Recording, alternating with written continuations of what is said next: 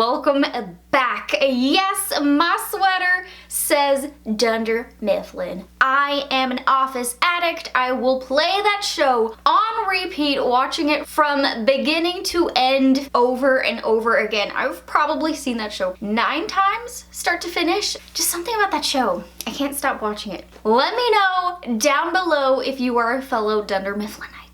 But on to today's video. It is going to be the foundation review of the week. I'm bringing it to you guys early because I couldn't wait. I got the brand new Tarte Foundcealer Multitasking Foundation with broad spectrum SPF 20. Ooh, I really like the design of this new packaging. This is of a plastic material and you can see through where your foundation is sitting. So as it is being used, it'll go up higher and higher, and I'm hoping that will make it easier to get out all of your foundation. So that's really exciting. And this foundation retails for $39, which is their normal price range. All their other foundations are of the same price point, so nothing new there. There is 30 different shades to choose from, so at least they didn't go with their 25 that they released the Shape Tape with. They do have 5 more. This is supposed to be a skincare foundation hybrid. It's supposed to be able to do it all. It's gonna help hydrate and give the appearance of plumper skin while minimizing the appearance of fine lines and wrinkles. Ooh, I love that.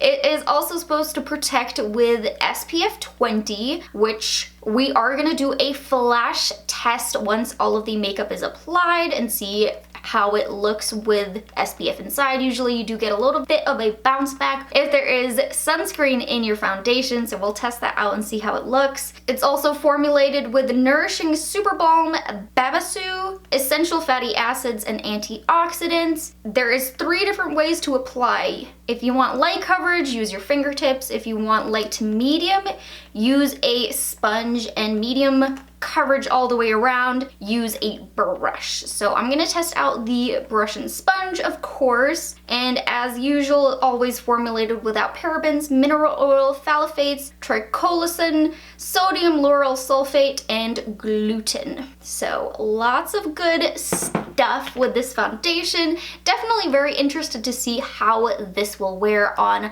my own skin, since it is supposed to be a more radiant foundation, but sometimes I am able to wear a luminous foundation, if you will. It just really all depends on the formula and if it over luminizes throughout the day. So gonna be very interested to see how this works. Oh, and by the way, I did pick up the shade 14S Fair Sand. I'm gonna go ahead and swatch it and give you guys some comparison swatches. So right away over here is the brand new Tarte Foundcealer in 14S.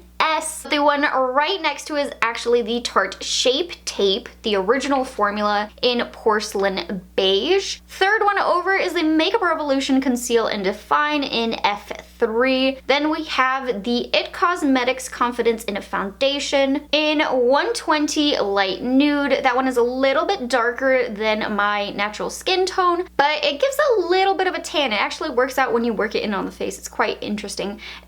Fifth foundation is the Milani Conceal and Perfect Stick Foundation in 200 Porcelain. Then I have the Physicians Formula, the Healthy Foundation in LC1. And lastly, I have the Maybelline Matte and Poreless in 120 Classic Ivory. I just put a pump of the new foundation right here, smooth it out. That is gonna be the oxidation test. We're gonna see if it dries down, changes color, or if it stays looking really true to how it looks right now. And then I put a separate pump right there that I'm gonna use for my sponge. So I'm gonna take a little bit here and we're just gonna go ahead and get right into it. So it says with the sponge, you're supposed to get light to a medium coverage.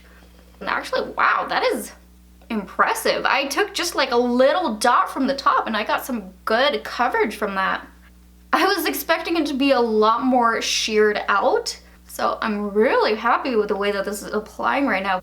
And another thing with these sunscreen, foundations, it does say you're supposed to reapply at least every 2 hours. That is of course for the sunscreen benefit. So maybe if you're just wearing this to say the beach and maybe you don't set it down with powder, you just leave it as is. Maybe just do some brows, some cream contour, something like that. It might be easier to reapply, but for someone like myself, I do set it with quite a bit of powder to just protect during the day because I get so overly oily. I couldn't see myself reapplying this every 2 hours. I know they probably have to put that since it says it's supposed to have sunscreen protection, but I'm just like, who really reapplies their foundation every 2 hours?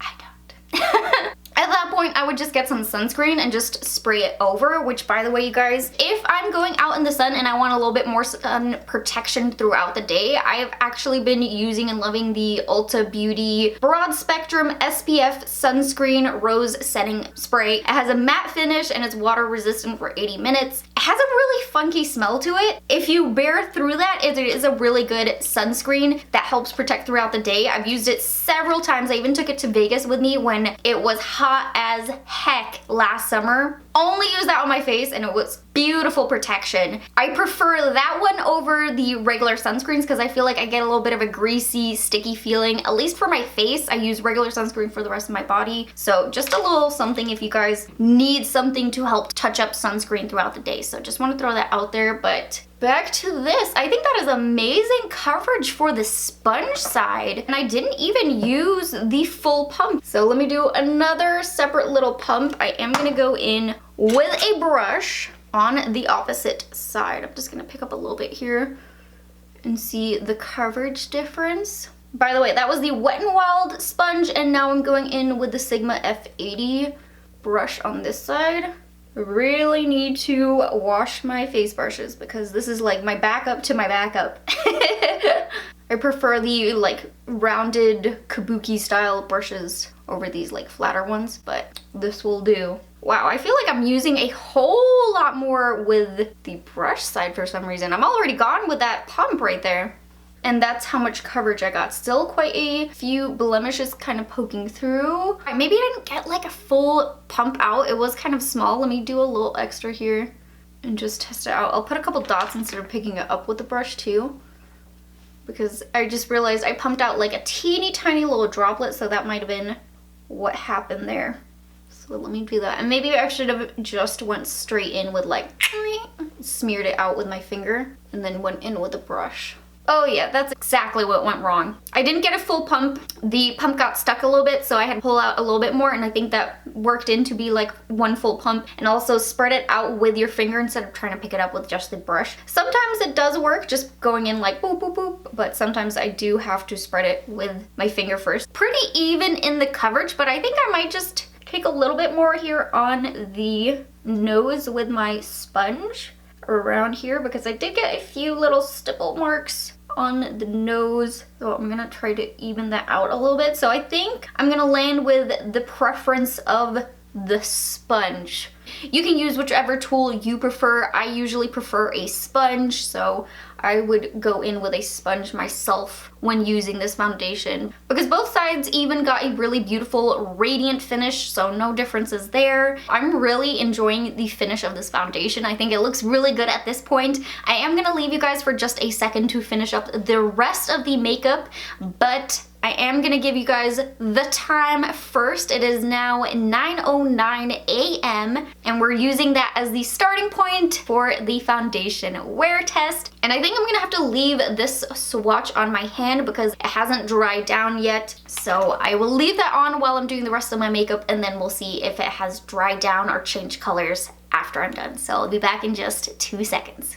I am back with the full face of makeup on. Normally I check back in soon as the makeup is applied, and then I'll do another check-in 4 hours later. But today I decided to switch things up a little bit. It is already 4 hours into me wearing this foundation. It is now 1:16 p.m. so just a few minutes over 4 hours now. I just wanted to keep you guys on your toes a little bit and switch things up. So a couple of things I do want to mention. foundation before we jump into talking about how the foundation's looking now. I will list the entire face of makeup down below in the description box in case you're curious about anything that I have on. And as far as flashback, I did take a picture with flash, and I have to say, it actually looks really good. There is SPF 20 broad spectrum sunscreen inside of here.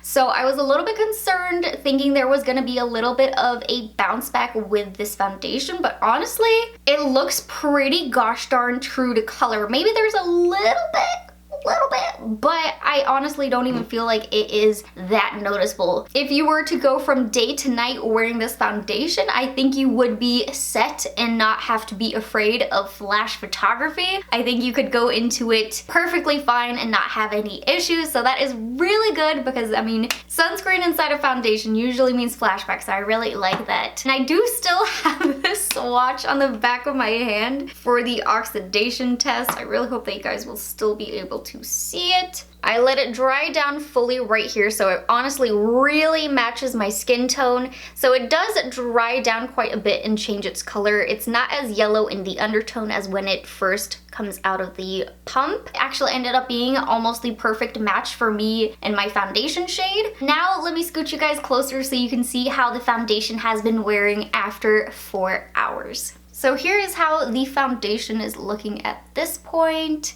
I'm really happy with how it's looking. There is a radiance to the foundation, but it isn't my oils, which makes me really excited. It's just the foundation that just has a glow to it, which I did see as soon as I put the foundation on. The radiance is still there, but at this point, I don't really see any oils breaking through the foundation yet, so that radiance isn't exaggerating anything. Of course, I am still gonna keep wearing it, so that could all change in just a few hours, but at this point, it's looking really good and just really fresh on the skin. There are 2 areas I do want to mention though, and that is the smile lines are really defined. This foundation does remain pretty tacky, so I did notice that it started creasing quite a bit right here. I mean, it's not a big issue to me at least, but I do want to mention it for you guys who don't really like having that. I usually just take my finger and blend it out, but I'll see how it wears throughout the rest of the day. I mean, I wish it wasn't the case, but I do have really defined smile lines, so it tends to happen. And I noticed just a little bit right here at the tip of the nose, the foundation is coming off slightly. I did give my husband a big ol' kiss and our noses touched, and some of that foundation did transfer to him. So keep that in mind. This foundation is not transfer proof. You may have to be a little bit cautious, but aside from that, the foundation is looking really good. I think it feels really comfortable on the skin. Everything feels kind of blurred and smoothed out, so I'm definitely really enjoying it at this point. But we all saw in the face tape foundation review that I did, it looked amazing at the 4-hour check-in, and then it just went so we will continue to wear this and see how it wears in another 4 hours. I'm definitely excited to see how this turns out. Fingers crossed it stays looking just like this, because I would be so gosh darn happy. I need a win here. I need a win for these foundations. So let's all cross our fingers. I'm gonna go ahead and keep going about my day, wear this foundation, check back in with you guys probably around 5 o'clock. It's 1:28 right now, so I'll be back in just a little bit.